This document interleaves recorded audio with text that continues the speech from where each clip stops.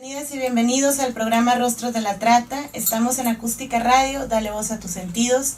Recuerden que nos pueden contactar en nuestras redes sociales, tanto en Twitter como en Facebook. Busquen ustedes Rostros de la Trata. También pueden buscar las redes sociales de la estación en Twitter, acústica-radio, y en Facebook teclean ustedes Acústica Radio y aparece ya el perfil de la estación. O bien pueden hacer una llamada, hoy no, ahorita les voy a decir por qué, pero todos los días, a todas horas y en los siguientes programas, una llamada al teléfono 56 11 20 00. El día de hoy no pueden ustedes hacer esta llamada, o la pueden hacer pero va a sonar ocupado, porque nuestro invitado del día de hoy lo tenemos justo en la línea. Le doy la bienvenida a Jesús Arévalo Pacheco. Jesús, ¿cómo estás? Buenas tardes. Muy buenas tardes, Leti, un gusto saludarte y un saludo para todo tu auditorio. Muchas gracias, Jesús. Bueno, pues el día de hoy vamos a platicar sobre un tema con Jesús, a quien le he pedido que nos dé una entrevista, sobre un tema que no ha dejado de ser polémico por distintas cuestiones, primero por lo grave del suceso, pero también desde luego por todo lo que entraña. Y esto es lo sucedido con el menor de Chihuahua, Christopher. Antes de iniciar con el tema, me gustaría platicar quién es Jesús Arévalo y por qué vamos a platicar con él. Él es licenciado en Derecho por la Universidad Michoacana de San Nicolás Hidalgo, maestro en Derecho por la misma universidad y cuenta con diplomados en materia de género y acceso a la justicia. Tiene estudios en materia de trata de personas, fue coordinador fundador del programa contra la trata de personas de la Secretaría de la Mujer del Gobierno de Michoacán, coordinador de unidades de atención a mujeres víctimas de violencia, sus hijas e hijos, fue coordinador del programa de apoyo a las instancias de la mujer en las entidades federativas, programa de Indesol, ejecutado por la Secretaría de la Mujer en el estado de Michoacán también. Y actualmente se desempeña como director de fortalecimiento institucional de Eclosión, la llave de la libertad, asociación civil, que ya habíamos platicado sobre la asociación aquí en este programa. Eclosión, como ustedes recordarán, es una organización de la sociedad civil dedicada a la prevención e investigación de la trata de personas en el estado de Michoacán. Pero, bueno, en esta ocasión principalmente por el expertise de Jesús, es que queremos platicar con él sobre esta situación del chiquito que falleció en Chihuahua. Como ustedes recordarán, por ahí en distintos medios, una de las notas que más resaltaban, o uno de los comentarios que más resaltaban, es que como consecuencia de un juego, entrecomillado, fallece este niño asesinado. Hay muchas cuestiones, Jesús, que se pueden hablar en torno a este suceso. No sé, desde la forma en la que los medios de comunicación abordaron el tema en distintos espacios, llamar niños asesinos, no sé, una serie de adjetivos que se han dado a las niñas y niños menores de edad, desde luego, hasta lo que pudiera ser como las razones de este suceso, ¿no, Jesús? Sí, claro. Entonces, pues bueno, el caso de este niño joven, muy muy joven, Christopher Raimundo Márquez Mora, un niño de 6 años que fue asesinado el día jueves 14 de mayo en Chihuahua, que, pues bueno, él muere a manos de 5 menores de edad, 2 niñas de 12 años, 2 varones de 15 y un varoncito de 13 que jugaban al secuestro de un vecino, que es Christopher. Hay unos elementos que resaltan en esto, y hace una narrativa Rosana Reguillo en un artículo que escribe. Prácticamente tiene todos los elementos, Jesús, esta situación que se dio de lo que diariamente se vive a lo largo y ancho de nuestro país, ¿o me equivoco? Así es, lamentablemente es una situación que se está desbordando en todo el país y que bueno, ya tenemos varios años viviendo estas situaciones de violencia. Simplemente, ¿no? Esta noticia del caso Christopher fue una noticia lamentable que causó revuelo a nivel nacional e internacional. Sí. Primero que nada, no, respecto a estos datos que tú nos refieres, citando diferentes notas periodísticas, en donde un pequeño de 6 años es privado de la vida a manos de cinco niñas y niños, dos de ellos adolescentes, los otros menores de 14 años, que es una situación bastante complicada. Como lo refieren los niños y las niñas en este caso, jugábamos a que lo estábamos secuestrando. Pero bueno, ¿quién juega al secuestro? Exactamente. Nosotros cuando éramos niños, ¿a qué jugábamos? Y evidentemente nunca llegamos a pretender jugar al secuestro, mucho menos al asesinato de una persona. Siempre nuestros juegos fueron mucho más limpios, mucho más nobles, porque también la realidad es que crecimos en un México diferente al cual estamos viendo actualmente. Exactamente, esa es una de las cuestiones que me parece que, bueno, sí se han comentado, pero no sé, desde mi punto de vista creo que se han comentado muy de pasadita.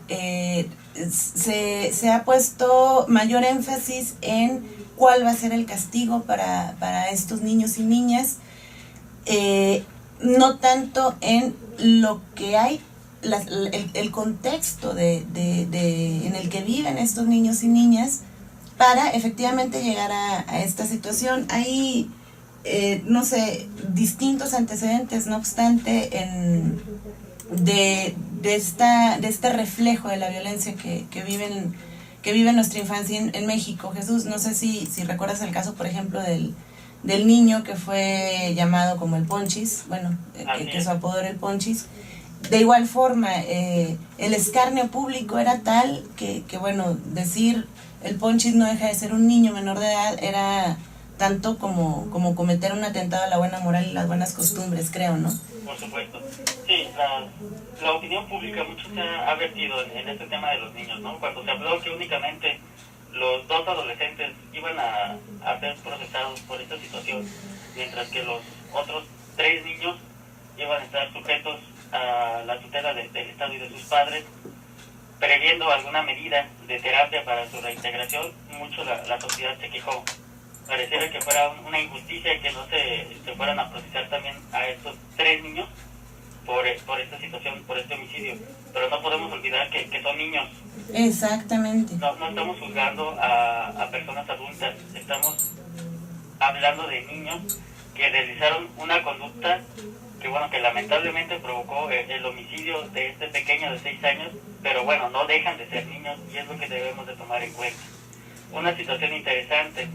Son estos 6 pequeños vivían en una colonia popular de Chihuahua.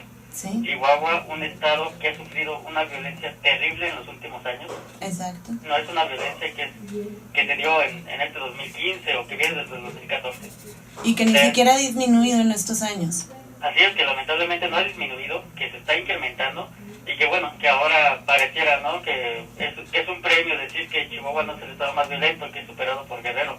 Pero la realidad es que no puede ser que otros estados también estén repuntando en las situaciones de violencia que antes no vivían y que ahora lo están viviendo. Exactamente. Son situaciones de violencia que nuestros niños, muchos de ellos han nacido ya en este México violento. Nosotros podemos decir, es que antes no era así, o antes podríamos salir a las calles y jugar en la colonia. Ahora, ¿cuántos niños lo pueden hacer? Muchas veces los padres preocupados no permiten que los niños salgan por las situaciones de inseguridad que se están viviendo en el territorio nacional.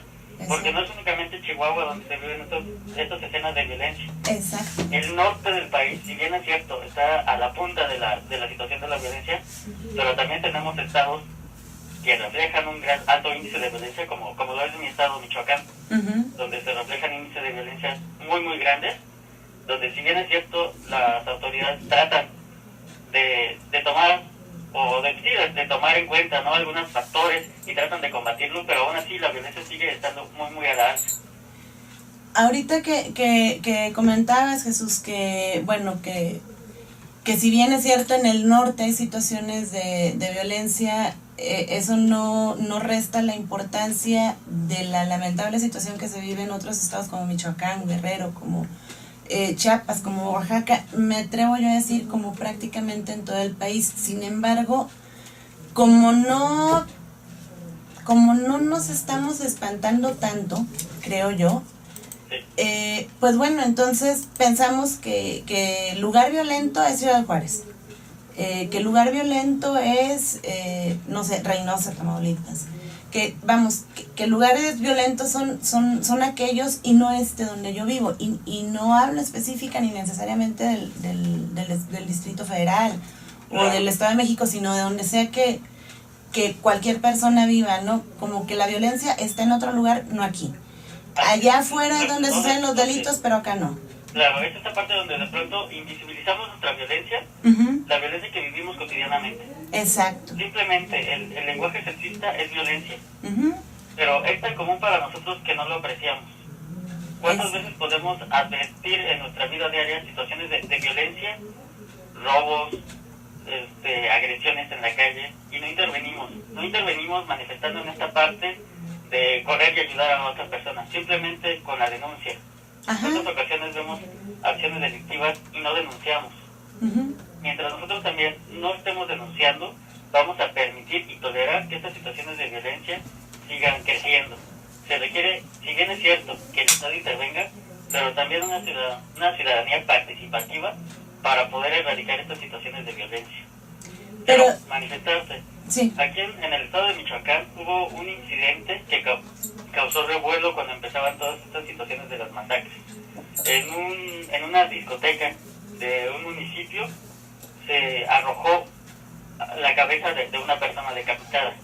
Sí. Fue una noticia que causó revuelo en el estado, porque era la primera vez que sucedía esto. Posteriormente empezamos a encontrar más situaciones de personas que lamentablemente decapitaban, personas que inclusive descuartizaban, personas que se encontraban muertas envueltas en una cobija en las carreteras, y de pronto nos fuimos siendo más tolerantes a estas situaciones de violencia, cuando la realidad son situaciones que no se pueden tolerar y que no se pueden permitir. Así como de nuestra parte debemos de exigir al Estado que tome acciones para que esto se termine, así como también nosotros como ciudadanía debemos de poner todo de nuestra parte para que estas situaciones no se estén dando. Sí, porque justamente esta normalización de la violencia, no espantarnos con lo que vemos, sino esperar que suceda algo peor para entonces sí elevar las voces al cielo y decir qué barbaridad, pero esto nunca había sucedido. Sí, pero tan pronto empieza a suceder, por ejemplo, el fenómeno de decapitaciones, el fenómeno de dejar cuerpos mutilados por doquier, conforme va avanzando el grado de violencia, nos vamos espantando, pero también vamos olvidando lo anterior. Así es, nos vamos haciendo más tolerantes a estas situaciones anteriores. Exacto, y entonces sucede que yo voy caminando en la calle, volteo y veo que a una mujer le dan una nalgada, o que a un niño le están gritando y lo están zarandeando, y lo veo como que, bueno, pues la mujer se lo buscó porque trae el pantalón ajustado, la falda corta, o como sea que vaya vestida, y el niño pues también se lo buscó porque es desobediente, ¿no? Vamos normalizando, tenemos tan normalizada la violencia que estas otras manifestaciones de la violencia definitivamente no las identificamos, ¿no? Así es, se vuelven invisibles estas situaciones, ¿no? De tantos muertos que están dándose en el país. Muchas veces decimos, bueno, es que eran delincuentes. O cuando hay muertos de parte de las fuerzas federales, es que era su trabajo. Exacto. La realidad es que nosotros olvidamos que ellos son personas. Y que estén del lado de la delincuencia organizada o de las fuerzas federales, no dejan de ser personas. Exacto. Y son padres, madres, hijos, hijas, esposos, esposas de una familia a la cual ya no van a volver, y estamos también olvidando esta parte de su entorno social. Quiero poner un ejemplo, simplemente la parte de los militares. Cuando hay militares muertos en enfrentamientos, ¿quién se preocupa por sus hijos? Si bien es cierto, la ley de ISFAN establece que se le va a pagar la pensión a las familias y se les van a dar becas a los hijos, estas becas tardan de 3 a 6 meses en dárselas. No, bueno. Estamos hablando de que los militares ganan salarios muy, muy bajos, 14,000 pesos mensuales, cosas así, tal vez un poco menos. Son quienes viven prácticamente al día, y que del fallecimiento de su familiar, el sostén de la casa, bueno, tiembla evidentemente. Por supuesto.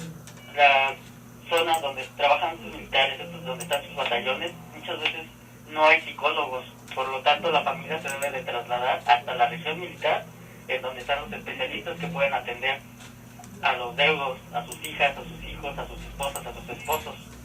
Y muchas veces, si no se cuenta con el dinero para trasladarse a estos lugares, que si bien es cierto, el ejército posteriormente se los reintegra, pero realizar el traslado es sumamente difícil para estas víctimas.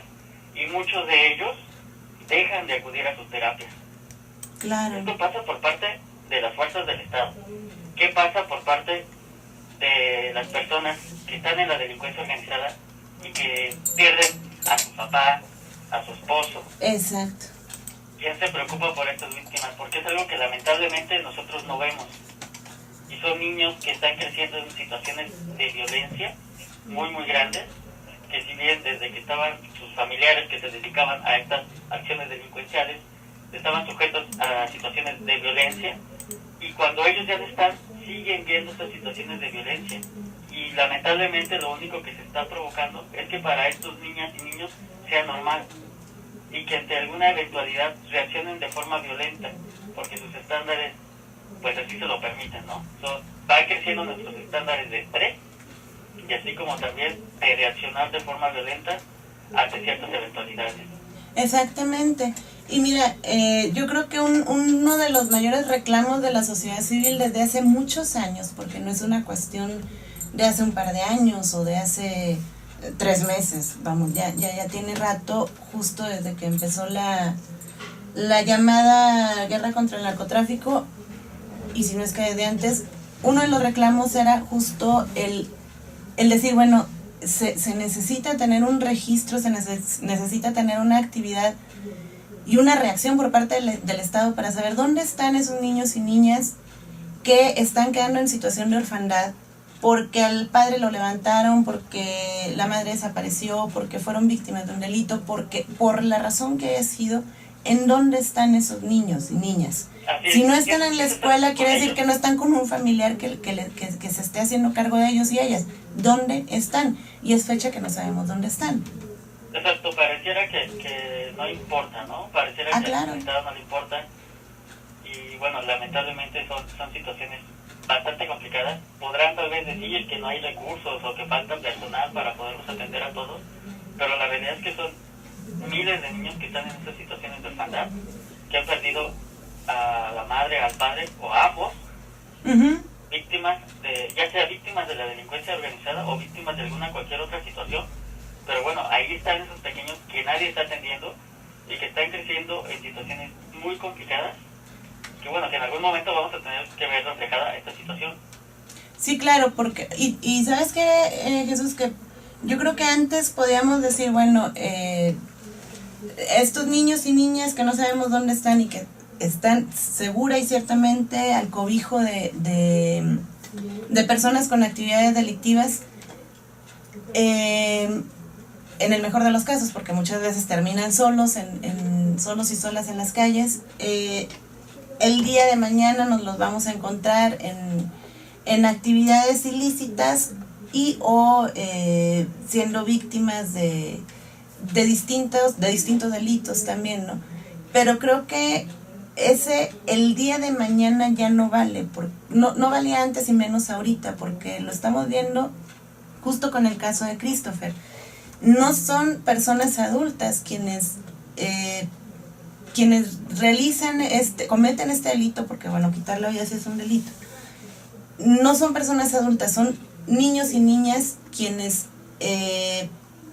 viviendo la situación de violencia en la que viven, no hacen sino replicar lo que todos los días están viendo. Estamos próximos a nuestro corte, Jesús. Me gustaría ahorita dejarle aquí unos segundos, un par de minutos más o menos.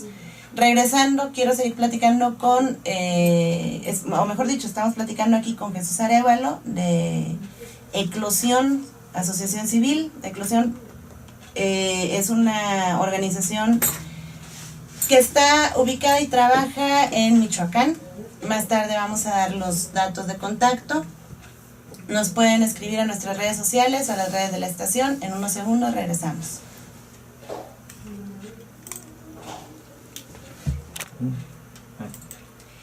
Bueno, pues continuamos con la entrevista con Jesús Arévalo Pacheco de la Asociación Civil Eclosión, la llave de la libertad. Jesús, hay un punto que yo necesito retomar de lo que acabas de comentar. Decías, no hay que perder de vista que se trata de personas menores de edad, no hay que perder de vista que en el caso de personas que han sido víctimas, y que la justificación, digamos, de algún modo de estos asesinatos es que bueno, es que eran delincuentes, es que bueno, estaban en el ejercicio de sus deberes, en el caso de fuerzas federales. Yo creo que tampoco hay que perder de vista lo que decías, que todas las personas somos personas, por lo tanto, por esa simple, sencilla y hermosa premisa mayor, pues todas las personas gozamos de derechos humanos que deben de ser respetados, ¿no, Jesús? Por supuesto, como personas tenemos estos derechos de los cuales todos nos deben de respetar y nosotros respetar los de los demás. No es únicamente que la autoridad respete nuestros derechos humanos, sino es un papel o un juego en el que todos estamos y todos debemos de respetar los derechos humanos de todos. En este caso concreto de los niños, algo que me llama la atención, recuerdo algún medio lo citó, que 3 de estos niños son hermanos. Sí. Entonces, si 5 son los que provocaron esta actuar, 3 de ellos son hermanos, pudiera ser interesante investigar qué fue lo que originó que tuvieran esta reacción. Exacto. Estamos hablando de que es una mayoría tal vez la que propuso el juego, si era un juego, y que estuvo tal vez a la alza durante este momento de estar jugando o de estar realizando alguna acción ya planificada anteriormente. Exactamente. Así son estos 3 pequeños que lamentablemente no conocemos, o bueno, de mi parte puedo decir que no conozco su entorno en el cual se estuvieron desarrollando estos niños. Desconozco a qué se dedican los padres, si tienen padres, que tal vez puede ser un factor predeterminante en esta situación, hayan sufrido violencia o hayan estado cercanos a una situación de violencia, que es algo en lo que lamentablemente todos estamos muy expuestos. Pareciera que ahora todos conocemos a alguien que ha sufrido violencia, que lo han secuestrado o que ha sufrido extorsión, que han matado a algún familiar de ellos. Y lamentablemente, esto es algo muy común en nuestra realidad mexicana. Como lo comentábamos hace un momento, anteriormente el hecho de decir es que secuestraron a un conocido era raro. Ahora es común. El hecho de decir es que nos están extorsionando es prácticamente, pareciera que es el pan de todos los días. Sí, y de veras que, porque fíjate, ahorita que estabas diciendo eso, me quedé yo pensando, dije sí, claro, y empecé a pensar en personas, no de mi círculo cercano de amistades, de vecinos, vecinas, no, de familia. O sea, de plano puedo mencionar lamentablemente más de 2 casos de extorsión, más de 2 casos de secuestro, más de 2 casos. Es impresionante la cercanía con la que vivimos la violencia, pero insisto, también a pesar de tener esta cercanía con la violencia, la seguimos, si no negando, yo creo que sí, invisibilizando mucho, quizá también como un fenómeno de defensa de esto, no lo estoy viviendo, no lo sé, pero independientemente de la razón psicológica que pueda haber en el fondo, me parece que el Estado, dicho en mis palabras, debería ponerse un poco más las pilas, ¿no, Jesús? Sí, es esta parte, ¿no? Le corresponde al Estado, evidentemente, él tiene toda la fuerza para poder atender esta problemática, pero de igual forma creo que nos toca también a nosotros. Esta parte de la denuncia tan importante. Lamentablemente, pareciera que ya no creemos en las autoridades por tal vez muchas situaciones que podemos abordar, pero bueno, la realidad es que de nuestra parte está la denuncia. Debemos de tener confianza en las autoridades, debemos de denunciar lo que está pasando e inclusive debemos de organizarnos ante ciertas situaciones, como por ejemplo la delincuencia común, ¿no? Estos robos a casa habitación, que son muy común y que bueno, si actualmente a lo largo del territorio nacional acudimos a colonias, muchas veces vamos a encontrar estas mantas de vecinos unidos. Sí. Y evidentemente la unión hace la fuerza. Sí. Y debemos siempre preocuparnos también por lo que nos pasa a nosotros como por lo que le pasa al de al lado, preocuparnos por lo que le pasa al vecino.